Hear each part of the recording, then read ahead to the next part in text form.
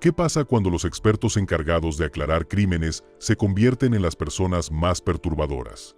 Desde el forense que envió un cuerpo a la morgue hasta otros que fueron sorprendidos cometiendo actos atroces contra los fallecidos, estos son los forenses malvados que olvidaron que había cámaras. Numéro 3. Christopher Dontel.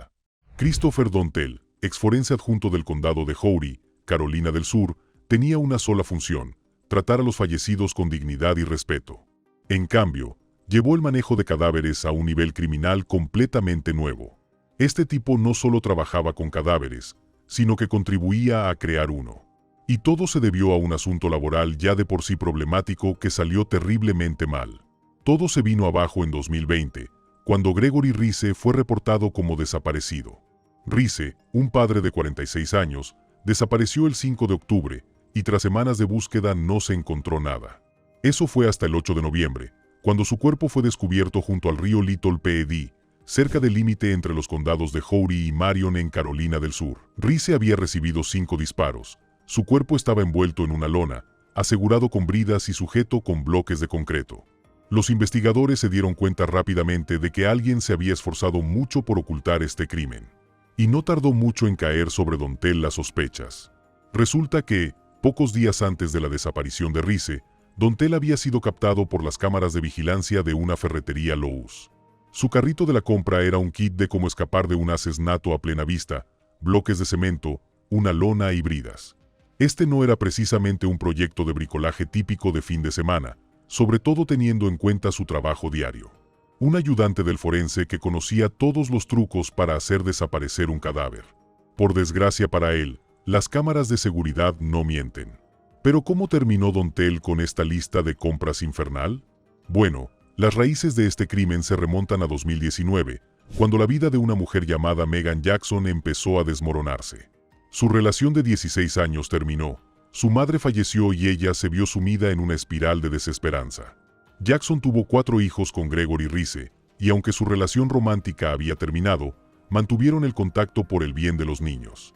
Pero cuando Jackson empezó a trabajar en la oficina forense transportando cadáveres, conoció a Dontel, surgió la chispa, y pronto, Dontel, casado y padre de 2 hijos, y la madre soltera con dificultades económicas, se vieron envueltos en una aventura ilícita y turbia. Pero las cosas se complicaron aún más pronto, cuando Megan se embarazó de su hijo.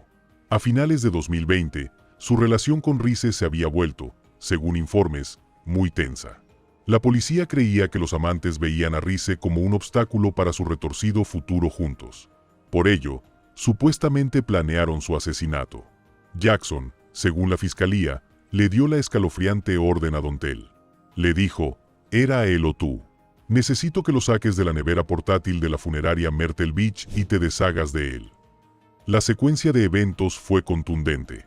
Rice fue visto por última vez el 2 de octubre, y para el 3 de octubre, Dontel estaba de compras en la ferretería. El 8 de noviembre, se encontró el cuerpo de Rice. El 11 de noviembre, arrestaron a Dontel y Jackson. Los investigadores reconstruyeron sus movimientos usando datos de celulares, entrevistas con testigos y, por supuesto, esos videos de vigilancia incriminatorios. Mientras esperaban el juicio, ambos violaron las condiciones de su fianza al contactarse. Se suponía que debían mantenerse separados, pero al parecer, el amor prohibido es difícil de resistir.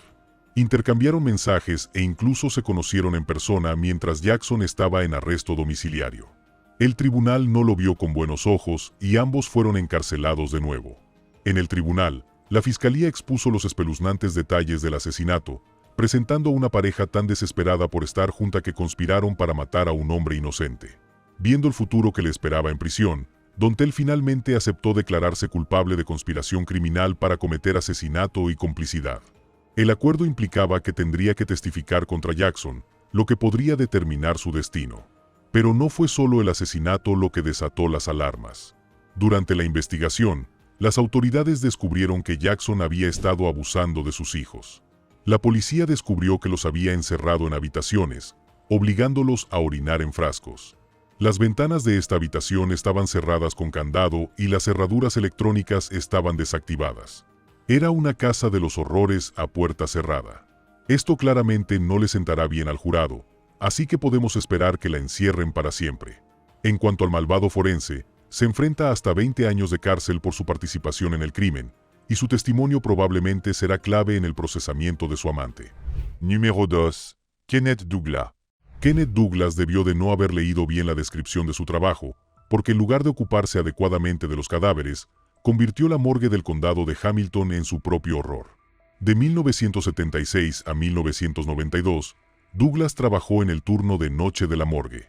Era un trabajo aparentemente mundano, pero era perfecto para ocultar su oscuro secreto. Verán, Kenneth abusaba sexualmente de cadáveres en su lugar de trabajo, y se sospecha que pudo haber profanado hasta 100 de ellos. En una declaración, Douglas admitió los actos grotescos, declarando: "Este no fue un incidente aislado provocado por un lapsus ocasional. Además, solía estar borracho o drogado mientras cometía sus delitos".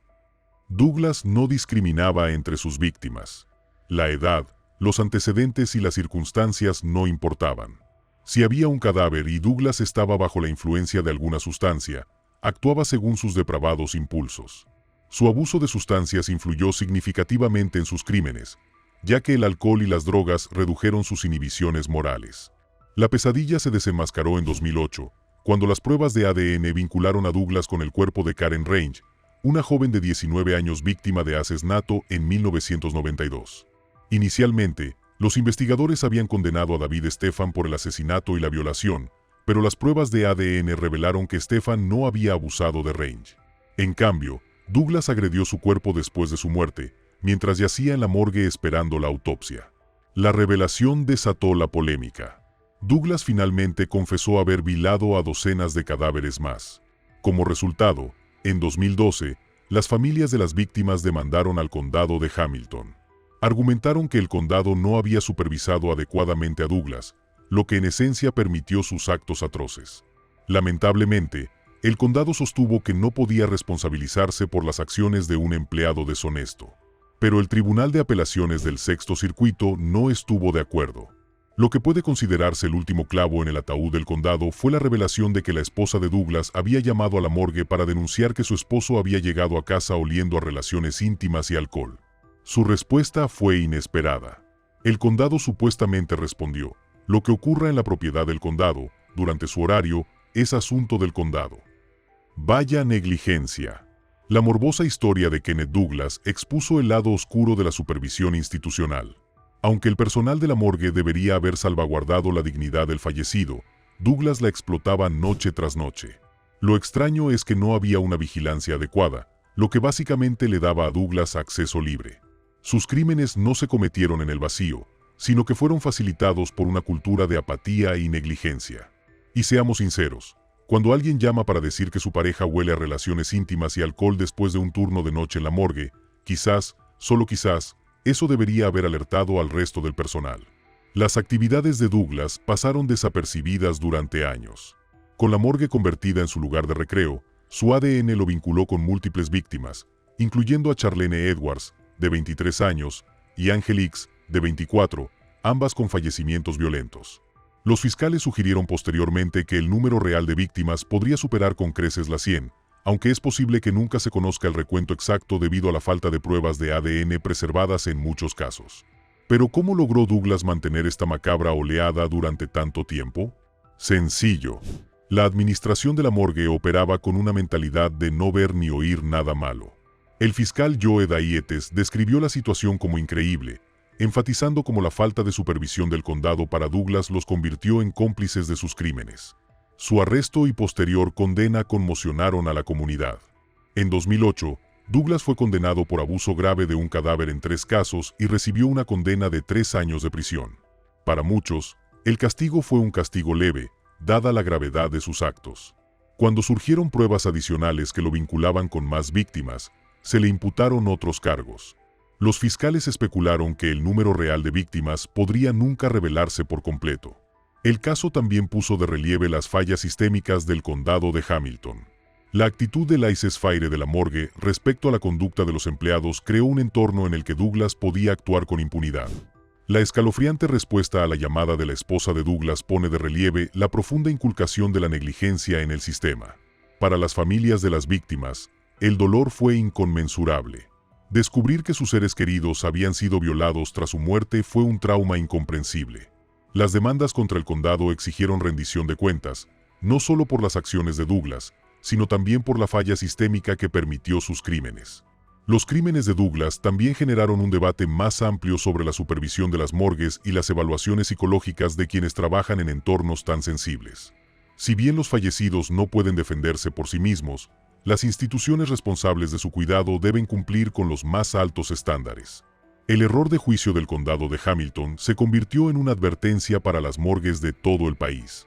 En el tribunal, Douglas no mostró mucho remordimiento. Sus confesiones fueron crudas y sin complejos, pintando la imagen de un hombre cuya humanidad había sido erosionada por la adicción y la desviación desenfrenada.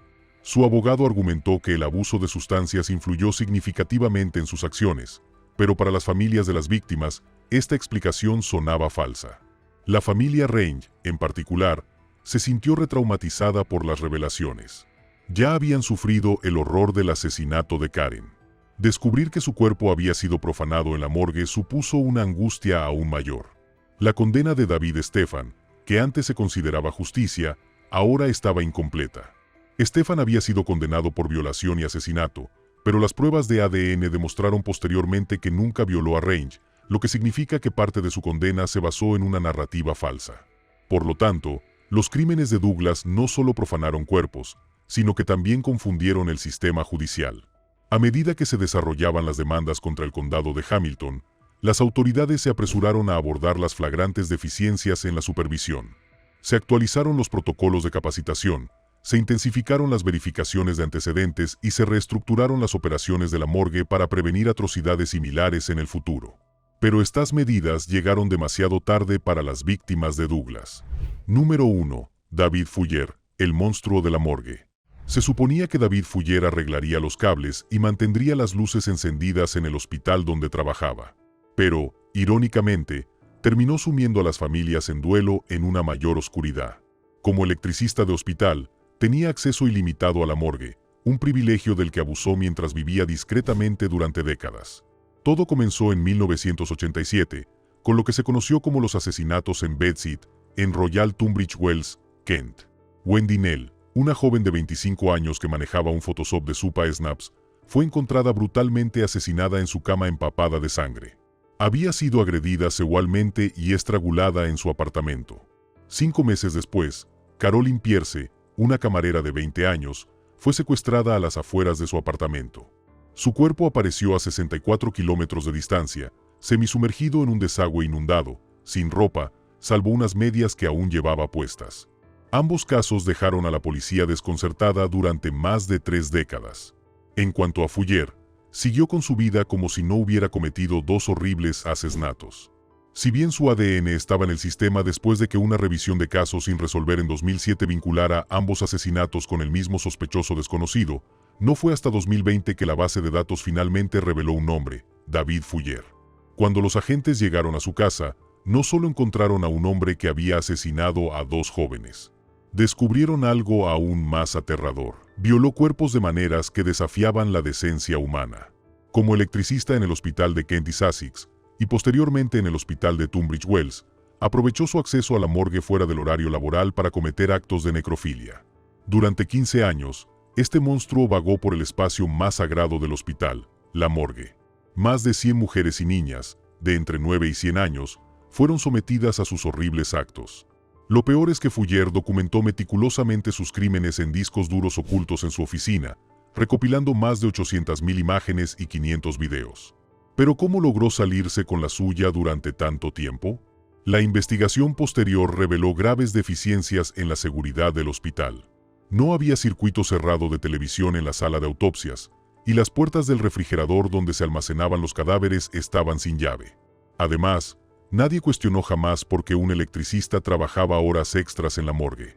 Un testigo informó que Fuller solía quedarse fuera de su turno, realizando tareas de mantenimiento innecesarias. Nadie lo pensó 2 veces hasta su arresto en 2020. Cuando la policía examinó su computadora, encontraron más que solo evidencia de sus delitos mortuorios. También había indicios inquietantes de su obsesión de toda la vida con la violencia contra las mujeres. Asesinatos y abusos, todos catalogados con escalofriante precisión. No solo cometía estos crímenes, sino que parecía atesorarlos. La coincidencia de ADN de los asesinatos en el estudio fue lo que finalmente lo desenmascaró. Los investigadores rastrearon un vínculo de ADN con un familiar de Fougère, lo que los condujo directamente a él. Y una sola huella dactilar ensangrentada en una bolsa de plástico en la escena del crimen de Wendy Knell fue el último clavo en el ataúd. En el tribunal, Fougère inicialmente intentó eludir su responsabilidad por los asesinatos. Pero 6 días después del juicio, se declaró culpable. Sus admisiones no terminaron ahí. También confesó 44 cargos relacionados con el abuso de 78 cadáveres. En total, los investigadores creen que profanó al menos 101 cadáveres, aunque es posible que nunca se conozca la cifra real. El juez sentenciador no se anduvo con rodeos. En diciembre de 2021, David Fougère fue condenado a cadena perpetua sin posibilidad de libertad condicional. El juez Chima Grub declaró que Fougère pasaría el resto de su vida en prisión por sus crímenes inimaginables. El daño se extendió mucho más allá de las víctimas. Las familias que creían que sus seres queridos estaban en paz se enteraron de que habían sido violadas. Muchos volvieron a quedar traumatizados por la crudeza de las pruebas. El caso Fougère impulsó reformas radicales en las prácticas mortuorias del NHS. La primera fase de una investigación oficial reveló fallos sistémicos que permitieron que sus delitos continuaran sin ser detectados. Desde entonces, hospitales de todo el Reino Unido han implementado medidas de seguridad más estrictas, incluyendo la instalación de cámaras y la restricción del acceso fuera del horario laboral. David Fougère pudo haber vivido en la sombra durante más de 3 décadas, pero al final, la justicia lo encontró. El monstruo de la morgue pasará el resto de su vida en la prisión de Franklin junto a otros criminales notorios.